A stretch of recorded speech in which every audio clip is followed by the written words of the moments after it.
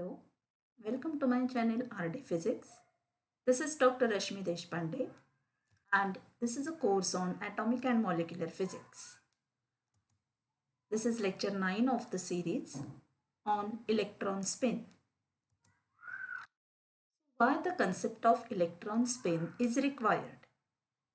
Up till now, the theory which we have developed by using quantum mechanics for the hydrogen atom, it involves actually three quantum numbers: principal quantum number n, orbital quantum number L, and magnetic quantum number Ml.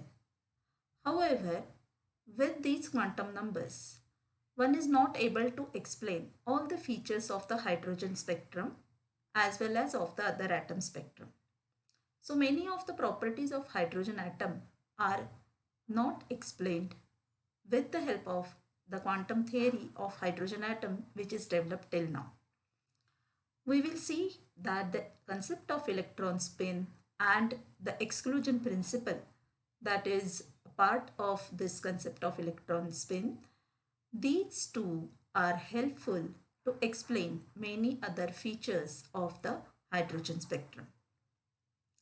So one feature that could not be explained with the help of the theory which we have developed up till now, that is the fine structure of certain lines. Means it was observed that in the spectrum of hydrogen atom there are certain lines which are actually consisting of two lines which are separated by a very small distance. For example, fine structure of first line of Balmer series, which is caused because of the transition from n equal to 3 to n equal to 2 level. Instead of a single line of wavelength 6563 angstrom unit, there are two lines which are separated by 1.4 angstrom unit. Also, it was observed that there is some different Zeeman effect in the presence of external magnetic field. So when hydrogen atom is placed in uniform magnetic field, a spectral line is expected to split up into three equally spaced components according to normal Zeeman effect. However, sometimes it was observed that 4, 6 or more components are there. Also, the spacing between the successive components, it is constant according to normal Zeeman effect and it is given by EB divided by 4 pi m. However, it was observed that this spacing is also not same always. So that is called as anomalous Zeeman effect. There was one experiment which was performed by Stern and Gerlach in 1921.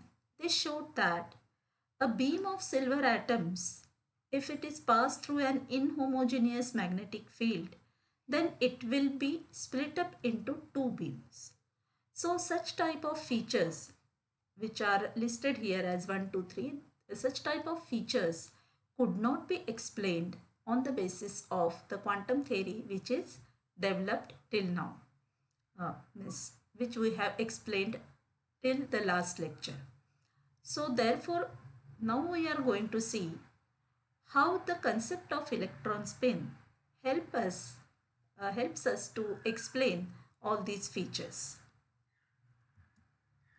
So in 1925, S.A. Goudsmit and G.E. Lenbeck, these two scientists proposed the spin hypothesis.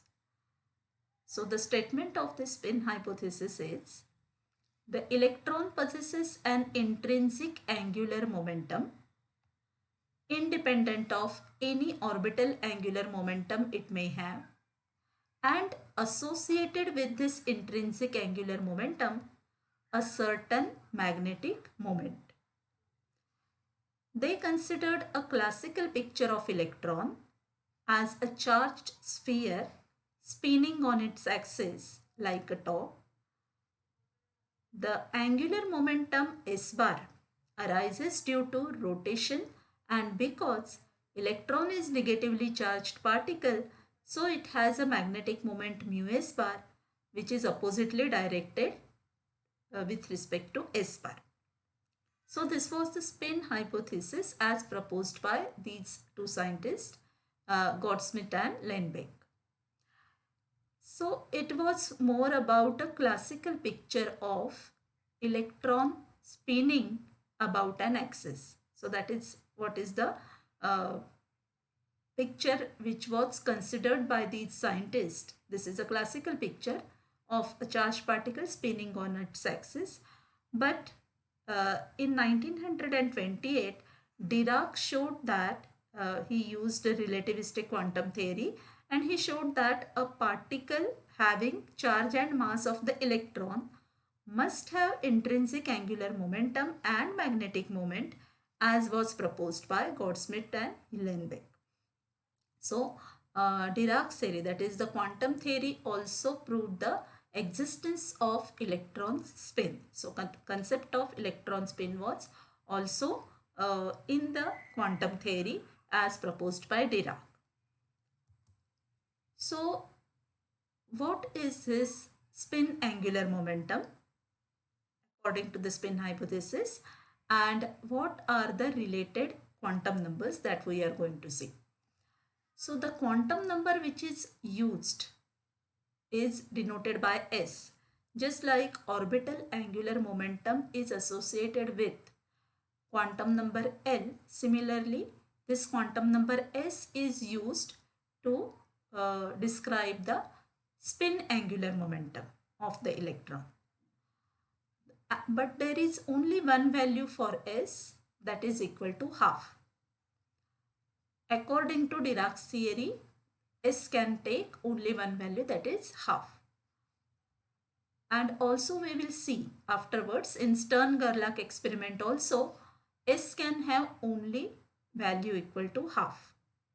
So the magnitude of spin angular momentum will be given by S is equal to under root of half into half plus 1 h cross, that is root 3 divided by 2 h cross.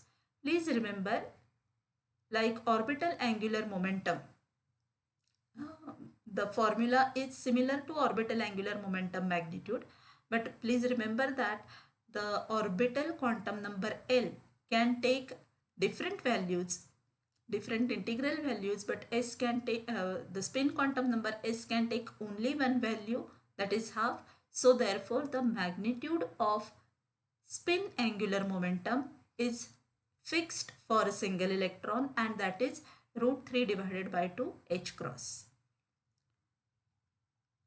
The space quantization of electron spin is described by spin magnetic quantum number ms. It is just like as we have seen the space quantization of orbital angular momentum is described by the orbital magnetic quantum number ml. So it is similar to that quantum number ml. This ms describes the space quantization of electron spin. So just like orbital angular momentum L bar, spin angular momentum S bar can have 2s plus 1 orientations. That is 2 into half plus 1. 2s plus 1, s is half, so 2 into half plus 1, that is 2 orientations are possible, which are specified by ms equal to plus or minus half. We can see this in this particular diagram, that these are the two orientations with respect to z axis. These are the two orientations of S bar vector. It has the constant magnitude root 3 upon 2 h cross, and one orientation is half h cross corresponding to sz equal to half h cross. Another orientation corresponds to sz equal to minus half h cross. So the component sz of spin angular momentum S bar along the magnetic field, that is this magnetic field is considered to be along the z axis, it is determined by spin magnetic quantum number. So that is denoted by ms. So sz is equal to ms h cross or plus minus half h cross.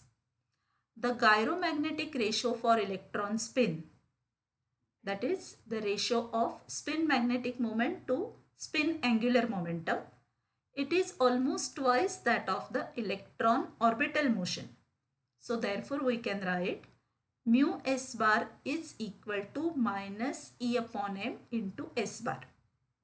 So the component of mu s bar along z axis would be mu sz, which is equal to plus minus E h cross upon 2m. That is equal to plus minus mu b, where mu b is Bohr magneton. So mu sz is equal to plus minus mu b, that is E h cross upon 2m. So now we are going to consider the Stern-Gerlach experiment, which demonstrates the space quantization of S bar. As we have just mentioned in the earlier slides, that this experiment actually it is proving, or the experimentally it is demonstrating that the electron has spin, and the value of spin quantum number can only be equal to half. So that we are going to prove with the help of this experiment. So what is the apparatus of this experiment? You can see here there are two magnetic poles, okay, and a beam of neutral silver atoms from an oven is directed through these magnetic poles, okay. So the beam of neutral silver atoms is passed through a set of collimating slits into an inhomogeneous magnetic field. So this is the slit through which the beam is passed, and these magnetic poles are creating a non-uniform magnetic field. So the field inside is not uniform magnetic field. This is because of the shape of these two poles. One can see here that one pole is having a knife edge along the length. So this pole is having a knife edge along the length, and this pole is having a channel along its length, okay. So after passing through the field, the beam falls on a photographic plate. You can see here the beam will pass through this inhomogeneous inhomogeneous magnetic field, and it will fall on the photographic plate. It was observed that in the absence of field, a thin line is obtained on the photographic plate. That means if the magnetic field is off, then just a thin line is observed on the photographic plate, whereas in the presence of inhomogeneous field, the beam splits up into two distinct parts like this, okay. Now it was expected that in the presence of inhomogeneous field, if all the silver atoms are behaving in the same manner, then there should be a spread. So this type of a patch should be observed on the photographic plate if all the atoms are experiencing the same or similar, having similar type of orientations when they are passing through the non-uniform or inhomogeneous magnetic field, because the dipoles, atomic dipoles, they are acted upon by a torque which is created because of this applied magnetic field. And if there are all types of orientations possible for these atomic dipoles, then it is expected that a uniform patch like this should be observed on the photographic plate. But it was observed that the beam splits up into two parts like this. That means the atoms are oppositely, means they are acted upon by force which is oppositely directed, okay. So a detailed explanation of this will be given in the following slide. So the magnetic field had a very steep gradient in vertical direction. This is produced by pole pieces of electromagnet, as we have seen in the diagram. One is in the form of knife edge and the other had a channel cut through it parallel to the knife edge. The field is much more intense near the knife edge than anywhere else in the gap. So what happens? The silver atom in the ground state is in the S state. So therefore the quantum number L is 0. Quantum number L is 0. So therefore mu L, the magnetic moment associated with it, is also 0. That is the orbital magnetic moment. L is 0. That means orbital angular momentum magnitude will be 0. And so therefore the associated orbital magnetic moment is also 0. So the magnetic moment of the atom is only due to electron spin, that is mu s bar. It interacts with the applied magnetic field because this is the only magnetic moment which is there. So the magnetic moment of the silver atom in its ground state will be only because of this spin magnetic moment. If spin is there, because orbital magnetic moment is already 0. So it will interact with the applied magnetic field. The additional energy because of the interaction will be Vm is equal to EH cross divided by M into Ms into B. This particular derivation we have seen earlier. How to calculate the magnetic potential energy because of the interaction between magnetic moment and the applied magnetic field. So EH cross upon M into Ms multiplied by B. This is the additional energy or the magnetic potential energy because of the interaction between this magnetic moment of the silver atom and the applied magnetic field.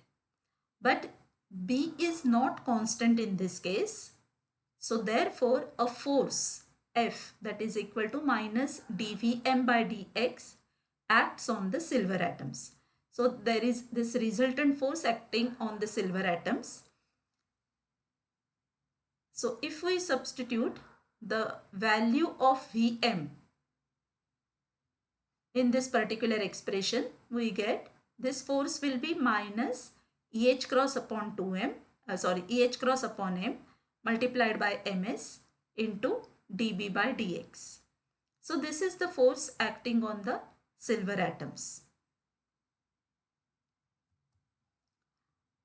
If spin hypothesis is correct, then ms will have two values, plus half and minus half. So equal and opposite forces will act on the silver atoms. Okay. We will again see the expression for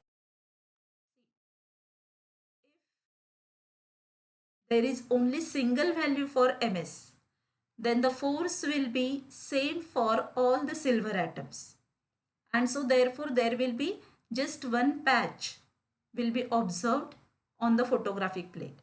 But because there are two opposite values for ms, that is plus minus half, so therefore what happens? There is equal and opposite force acting on the silver atoms. The atoms have equal probability of having ms equal to plus half or ms equal to minus half. So the silver atom's beam splits up into two equally intense beams. If S is not equal to half, then ms would not take up only two values. Suppose for example, if we consider that if S is equal to 0, then ms also will be equal to 0. So therefore force will be equal to 0. So there should not be any splitting. You can consider any other value for S and you will find that there will be more values for F. Only this value S equal to half gives us ms equal to plus minus half, that is only two possible values for ms and therefore only two possible values for the force, and which is resulting into splitting of the beam in two equally intense beams. So if s is not equal to half, ms would not take up only two values, and so the number of split components will not be 2.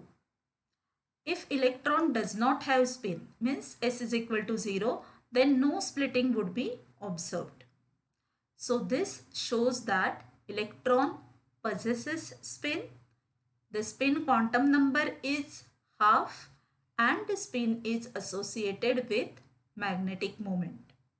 So the Stern-Gerlach experiment actually proves that the electron has spin and it has associated with it there is spin magnetic moment, and the value of spin quantum number is equal to only half. So this is proved by the Stern-Gerlach experiment. So that's all for the discussion on electron spin for today. Thank you very much for patient listening.